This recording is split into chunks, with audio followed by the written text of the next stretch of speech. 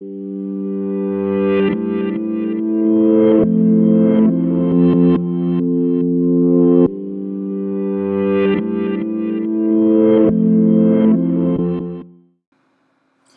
you know that if you took away the barriers from the Great Lakes and let the water spread out, the entire continental United States would be submerged under approximately 10 feet of water?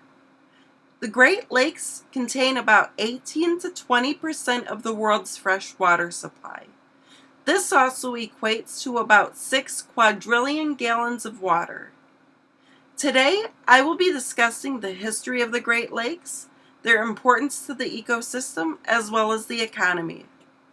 The Great Lakes consist of Lake Huron, Ontario, Michigan, Erie, and Superior, and are also known by the acronym HOMES. The lakes are on the U.S.-Canadian border, touching Ontario and Canada, and in the United States, the states of Illinois, Indiana, Michigan, Minnesota, New York, Ohio, Pennsylvania, and Wisconsin.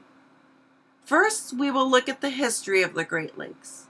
According to lifescience.com, when the Great Lakes originated, a large iceberg about a half-mile in diameter took up a large portion of where Canada and the North Midwestern states currently reside. As the iceberg slowly melted, it migrated towards Canada. In return, it also left large crevices in the earth. Eventually, over time, the crevices filled with water and would become the Great Lakes Basin. In the 1800s, the human population grew rapidly. Around the Great Lakes region was a popular area due to imports, exports, migration, and trade.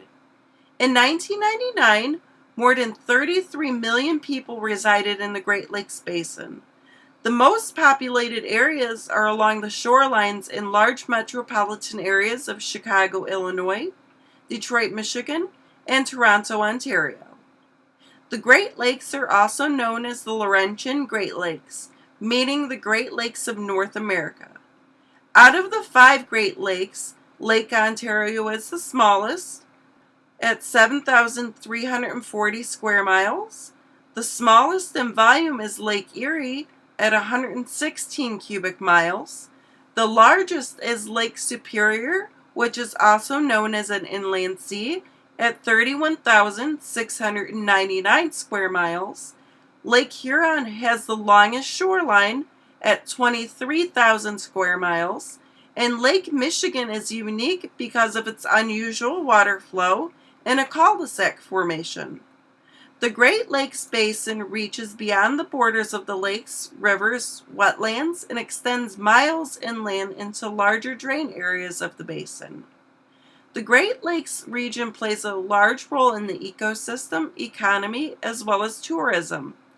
According to Michigan State University of Journalism, recreational assets to the region include beach use, boating, fishing, park visits, and nature watching. Of the 5 types of tourism activities, they create multi-billion-dollar a year and benefits to the states surrounding the Great Lakes. This also contributes to a sustainable recreational opportunity for the economy. The Great Lakes also impact the climate for a good portion of the northern Midwestern states. This is because of lake effect influences on the temperatures as well as the precipitation. Lake effect snow is a common occurrence across the region. Thirdly, although there are factors that make the Great Lakes a prime location, the Great Lakes also has ongoing problems. According to National Wildlife Federation, some of the ongoing problems that the Great Lakes region sees could potentially have consequences for the future if not controlled. Invasive species are a part of this issue. These include round gobies, zebra mussels, coaga mussels, sea lamprey, alewife, and Asian carp. Another problem that the waters of the Great Lakes face is point source pollution, which is industrial water discharge. Non-point pollution sources are also an issue. These include algae blooms and runoff into the groundwaters.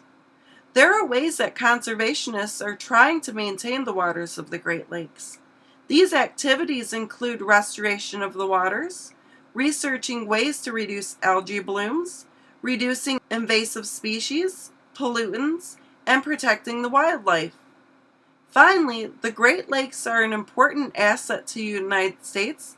They create a recreational economy, contain the largest fresh water supply in the world, and must be maintained so future generations may be able to enjoy the Great Lakes as we currently do.